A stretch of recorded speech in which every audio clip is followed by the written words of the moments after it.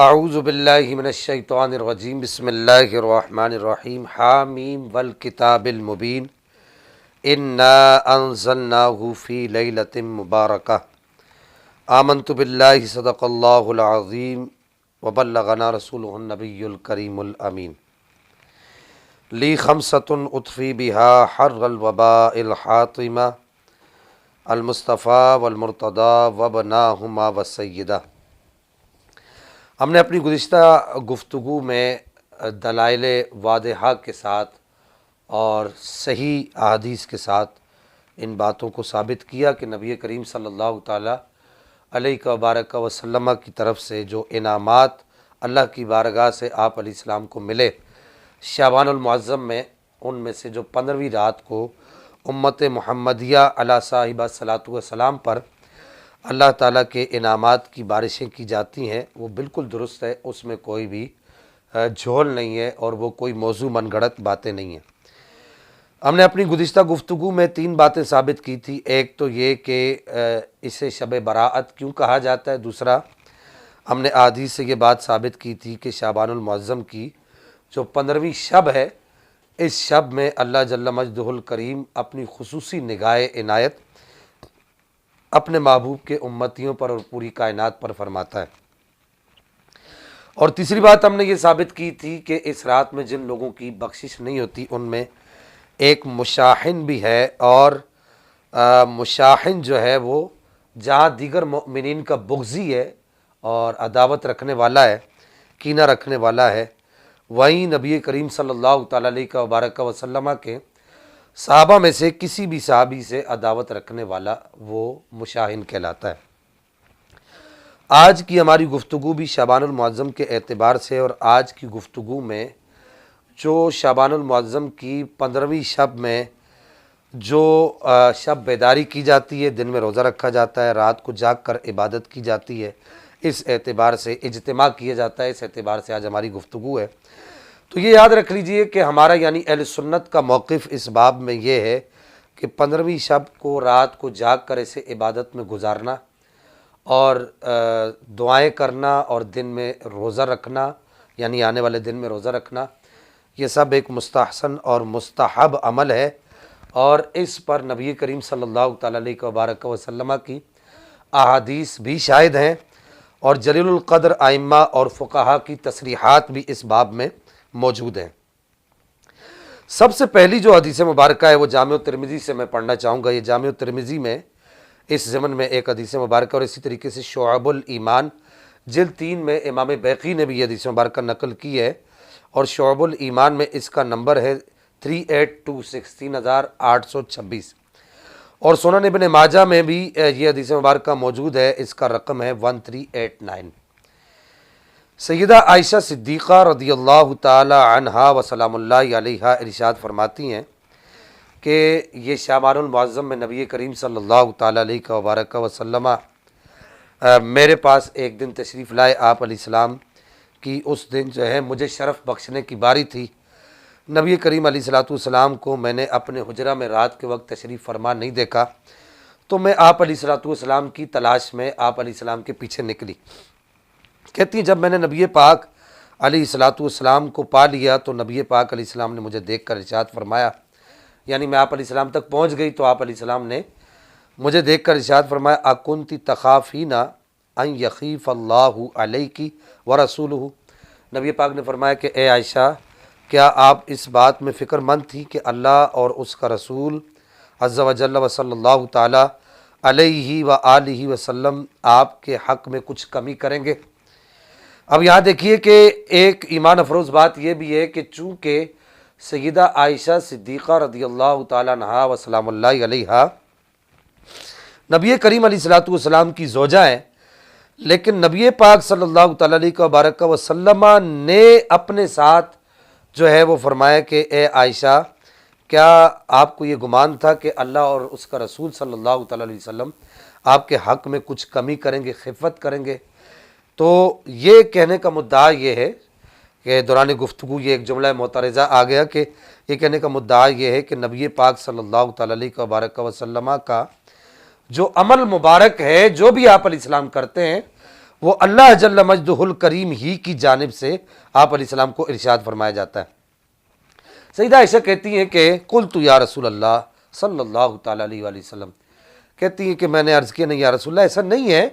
بلکہ ظننت انک اتیت بعد نسائک، میں نے یہ گمان کیا کہ آپ علیہ السلام اپنی دیگر ازواج میں سے کسی زوجہ کے گھر ان کے پاس تشریف لے گئے۔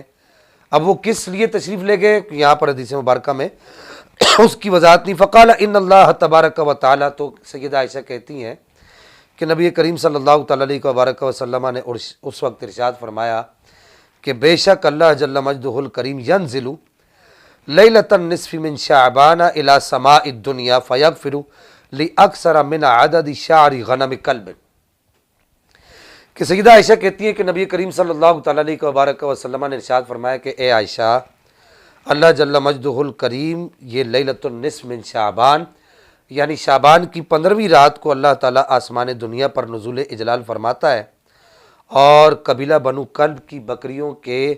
بالوں کے برابر لوگوں کی اللہ تعالیٰ بخشش فرماتا ہے۔ اسی روایت کو امام بیہقی نے بھی نقل کیا ہے، جیسے کہ میں نے آپ کو عرض کر دیا بیہقی شریف میں نقل کیا ہے۔ امام بیہقی کے الفاظ یہ ہیں، شعب الایمان میں نقل کیا، اور اس کے الفاظ یہ ہیں کہ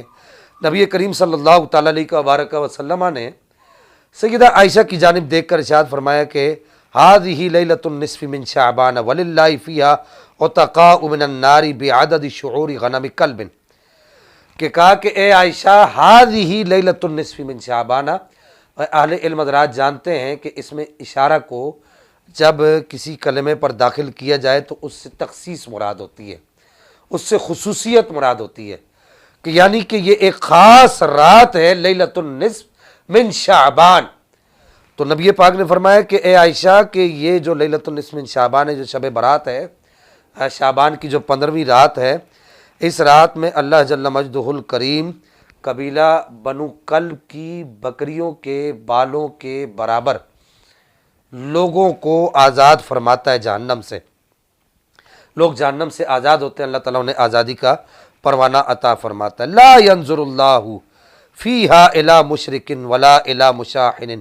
ولا الی قاطع رحم ولا الی مسفل ولا الی عاق لوالدیہ ولا الی متمر خمر، کہ نبی کریم صلی اللہ تعالیٰ علیہ وبارک وسلم نے آگے وہی مضمون ارشاد فرمایا جو ہم اپنی گزشتہ گفتگو میں عرض کر آئے، کہ آپ علیہ السلام نے فرمایا کہ اس رات اللہ تعالیٰ مشرک، مشاحن اور قاطع رحم اور والدین کے نافرمان اور شراب کے عادی کی طرف پاک پروردگار اور جادوگر وغیرہ، یہ جو دیگر حدیث میں فرمایا گیا، ان کی طرف اللہ جل مجدہ الکریم نظر رحمت نہیں فرماتا۔ اب یہ میں نے دو جگہ سے یہ ایک روایت پڑھ دی، اور دونوں جگہ پر جو راوی ہیں وہ سیدہ عائشہ صدیقہ رضی اللہ تعالی عنہا ہیں۔ اب بعض لوگوں کو یہاں پر، بعض احباب کو یہ پریشانی رہتی ہے کہ اس طرح کی احادیث کی جو اسناد ہیں ان کے بارے میں ان کو پریشانی رہتی ہے، تو اس روایت کی سند کے حوالے سے جلیل القدر محدثین نے یہ تصریح کی ہے کہ یہ روایت موضوع اور من گھڑت نہیں ہے۔ یہ میرے پاس یہ المجالس الشامیہ کا حوالہ ہے، امام عبد الغنی نابلسی رحمہ اللہ کا، علامہ عبد الغنی نابلسی بھی جن کو کہا جاتا ہے، انہوں نے المجالس الشامیہ کے صفحہ 223 پر اس بات کو لکھا ہے کہ انہوں نے کہا کہ اس حدیث مبارکہ کے بارے میں کہا کہ اخرجت ترمذی و ابن ماجہ فی سننہما من حدیث صحیح صححہ ابن حبان عن عائشہ، کہ اس حدیث مبارکہ کو امام ترمذی نے بھی لکھا ہے، نقل کیا ہے، اور امام ابن ماجہ نے بھی نقل کیا ہے اپنی اپنی سنن کے اندر، صحیح حدیث کے تناظر میں کس سے، اور اس کو صحیح قرار دیا ہے امام ابن حبان نے۔ وہ کہتے ہیں کہ حضرت عائشہ سے یہ حدیث مبارکہ بالکل صحیح طریقے سے مروی ہے۔ اس کے بعد لگے ہاتھوں میں ایک بات اور عرض کرنا چاہوں گا، اسی مضمون کی ایک حدیث مبارکہ سلسلہ احادیث صحیحہ میں غیر مقلدین کے شیخ البانی نے، علامہ ناصر الدین البانی جن کو وہ کہتے ہیں، انہوں نے اسی مضمون کی حدیث مبارکہ کو بالکل صحیح قرار دیا ہے، اور کہا ہے کہ یہ حدیث مبارکہ یہی مضمون کی جو لیلۃ النصف من شعبان، یہ حدیث مبارکہ صحیح ہے۔ پھر اس کے بعد شرح الزرقانی علی المواہب اللدنیہ جلد 10 صفحہ نمبر 561، امام محمد بن عبد الباقی زرقانی، جنہیں امام زرقانی کہا جاتا ہے، وہ فرماتے ہیں کہ یہ جو حدیث مبارکہ ہے سیدہ عائشہ والی، یہ حدیث ایک طریق سے نہیں ہے بلکہ 3 طرق سے مروی ہے، اور اس حدیث کے تمام طرق کو اگر جمع کریں تو یہ حدیث مبارکہ سے حسن لغیر ہی ہوگی، حسن لغیر ہی بنتی ہے۔ اسی حدیث مبارکہ کے بارے میں جو ہے وہ امام زرقانی یہ بات کرتے ہیں، اور البانی کا میں نے آپ کو بتا دیا کہ وہ اس طرح کے مضمون کی ایک حدیث مبارکہ کو صحیح کہہ چکے ہیں اپنے سلسلہ احادیث صحیحہ کے اندر۔ سلطان المحدثین ملا علی قاری رحمہ اللہ اس حدیث مبارکہ کے تحت اپنے رسائل، جو ان کے رسائل ہیں مشہور رسائل ملا علی قاری، جلد 3 صفحہ 49 پر، گزشتہ ہم نے اپنے درس میں بھی ان کے اس رسالے کا ذکر کیا تھا جس کا نام ہے التبیان فی بیان ما فی لیلۃ النصف من شعبان و لیلۃ القدر من رمضان۔ اس کے تحت ملا علی قاری رحمہ اللہ لکھتے ہیں، وہ کہتے ہیں کہ ففی الحدیث دلالۃ علی استحباب زیارت القبور فی لیلۃ النصف من شعبان والاستغفار للاقارب والاخوان والاقران وعمومها للایمان وعلى اتيان الصلاة النافلة واطالة السجود فيها وقراءة الدعاء المذكور وكذا المذكور في الحديث الآتي لأهل السجود وعلى التوبة من الذنوب ومن الصلح مع من يكون بينه وبين شحناء وتقدم ما يدل على استحباب إحياء تلك الليلة۔ سلطان المحدثین ملا علی قاری رحمہ اللہ نے رسائل کے اندر جو ایک طویل عبارت میں نے یہاں پر پڑھی، اس کا مفہوم جو ملا علی قاری رحمہ اللہ نے جو لکھا اس کا مفہوم میں عرض کر دوں کہ آپ فرماتے ہیں ففی الحدیث دلالۃ علی استحباب زیارت القبور فی لیلۃ النصف من شعبان۔ فرماتے ہیں یہ جو حدیث مبارکہ سیدہ عائشہ صدیقہ والی ہے، اس حدیث مبارکہ سے یہ بات بالکل واضح طور پر مستحب قرار پاتی ہے، کیا کہ لیلۃ النصف من شعبان میں زیارت قبور کرنا، استغفار کرنا اپنے اقربا کے لیے، اپنے بھائیوں کے لیے اور دیگر مؤمنین کے لیے، دیگر اپنے قریبی لوگوں کے لیے، ان کے لیے اس رات میں اللہ کی بارگاہ میں بخشش طلب کرنا، وعلی اتیان الصلاۃ النافلۃ واطالۃ السجود فیہا، اور اس رات میں جاگ کر نوافل کی کثرت کرنا، وقراءۃ الدعاء المذکور وکذا المذکور فی الحدیث الآتی لأہل السجود، اور اسی طریقے سے جو شعبان کی جو ایک مخصوص دعا ہے وہ دعا بھی اس رات میں پڑھنا، جیسا کہ کہہ رہے ہیں کہ آنے والی حدیث میں آگے انہوں نے ایک حدیث مبارکہ نقل کی ہے، اس حدیث مبارکہ میں آئے گا، اور کہا کہ اس رات میں اس حدیث مبارکہ سے ثابت ہوتا ہے، سیدہ عائشہ صدیقہ والی حدیث مبارکہ سے وہ کہتے ہیں کہ یہ بات بالکل واضح طور پر ثابت ہوتی ہے کہ اس رات میں توبہ کرنا، اور ایک دوسرے سے اگر ناراضگی ہے تو اس کی صلح کرنا، اور اس طرح کے دیگر نیک کام کرنا، یہ بالکل مستحب ہے،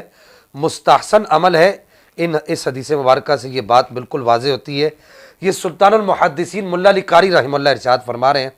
اور آگے چل کر آپ بڑی زبردست بات ارشاد فرماتے ہیں کہ کہتے ہیں کہ وَتَقَدَّمَ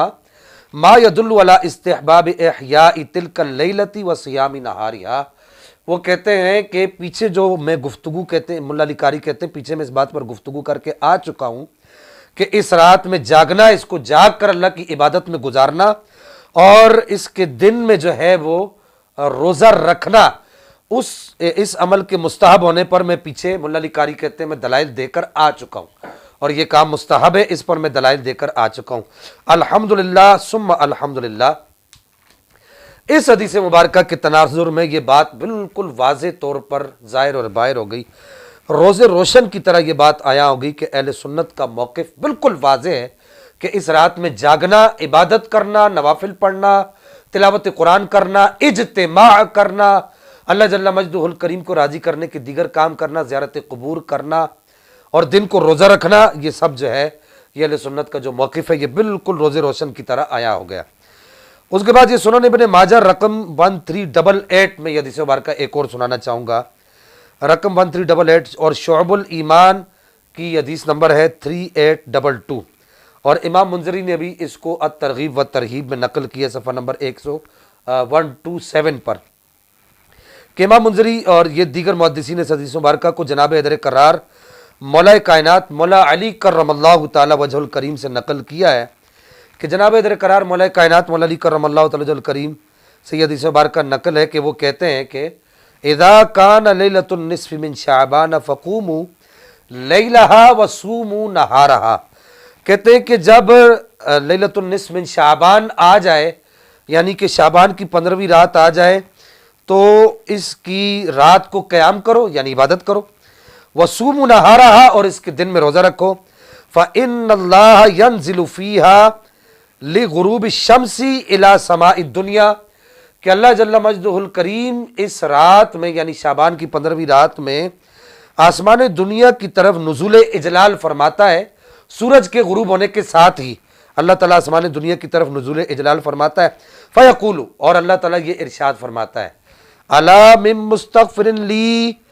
فاغفر لہ، کیا مجھ سے کوئی مغفرت طلب کرنے والا ہے میں اسے معاف کروں، یہ اللہ تعالیٰ ارشاد فرماتا ہے۔ یہ شعبان کی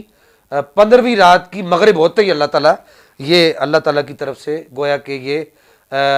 اپنے محبوب کے امتیوں کو پروانہ سنایا جاتا ہے۔ الا من مستغفر لی فاغفر لہ، کیا کوئی بخشش طلب کرنے والا ہے، مغفرت طلب کرنے والا ہے میں اس کو معاف کروں۔ الا مسترزق فارزقہ، کیا کوئی رزق طلب کرنے والا ہے میں اس کو رزق عطا فرماؤں۔ الا مبتلا فاعافی لہ، کیا کوئی عافیت طلب کرنے والا ہے، کوئی مبتلا ہے کسی پریشانی میں اسے عافیت عطا فرماؤں۔ الا کذا حتی یطلع الفجر، حتی یطلع الفجر، کہتے ہیں کہ اللہ جل مجدہ الکریم اسی طرح صبح تک اللہ کی جانب سے عاطف غیبی سے یہ ندائیں آتی رہتی ہیں اور یہاں تک کہ صبح ہو جاتی ہے۔ یہ حدیث مبارکہ جناب در کرار مولا علی کرم اللہ تعالی وجہ کریم سے روایت ہے۔ امام زرقانی شرح الزرقانی میں جو آپ ارشاد فرماتے ہیں کہ اس حدیث مبارکہ کی سند کے بارے میں آپ فرماتے ہیں، یہ جو مولا علی والی حدیث مبارکہ جو میں نے ابھی پڑھی ہے، شرح الزرقانی صفحہ نمبر 561 پر امام زرقانی ارشاد فرماتے ہیں کہ اس حدیث مبارکہ کے کئی شواہد ہیں، ایک شاہد نہیں ہے، کئی شواہد ہیں، یہ حدیث موضوع من گھڑت نہیں ہے۔ لیس فیہ کذاب ولا وداع ولو شواہد تدل علی ثبوت اصلہ، کہ کہتے ہیں کہ اس حدیث مبارکہ میں کوئی بھی جھوٹا، کذاب اور وداع یعنی من گھڑت روایتیں گھڑنے والا راوی نہیں ہے، اور اس حدیث کے بہت سارے شواہد ہیں جو اس حدیث کی اصل پر دلالت کرتے ہیں۔ اور آگے چل کے جو ہے وہ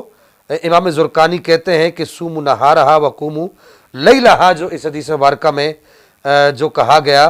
تو استحباباً، یہ بطور استحباب کے کہا گیا، مستحب ہونے کے کہا گیا ہے۔ امام منذری نے الترغیب و ترہیب میں آپ راغب ہے، یہ تیسری روایت پڑھنے لگا ہوں میں، کیا فرماتے کہ وروی عن معاذ بن جبل قال قال رسول اللہ صلی اللہ تعالی علیہ وآلہ وسلم من احیا لیالی الخمس وجبت لہ الجنت، کہ حضرت معاذ بن جبل رضی اللہ تعالیٰ عنہ وارضہ عنہ ارشاد فرماتے ہیں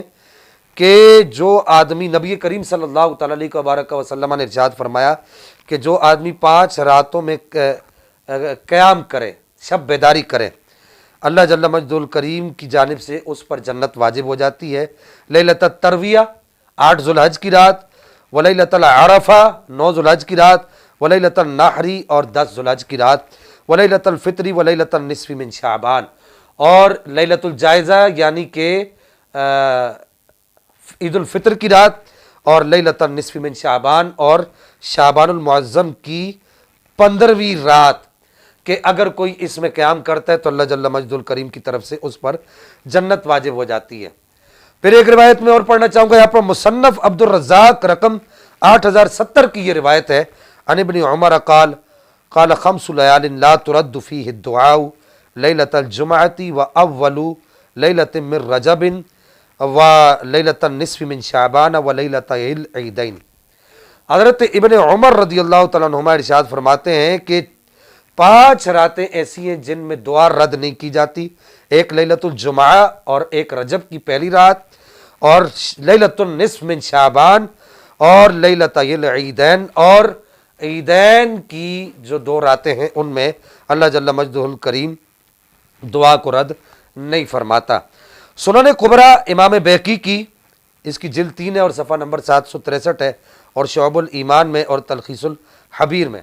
اور لطائف المعارف میں علامہ ابن حجر رجب حنبلی، اور تلخیص الحبیر میں حافظ ابن حجر اسقلانی نے اس کو نقل کیا ہے کہ حضرت سیدنا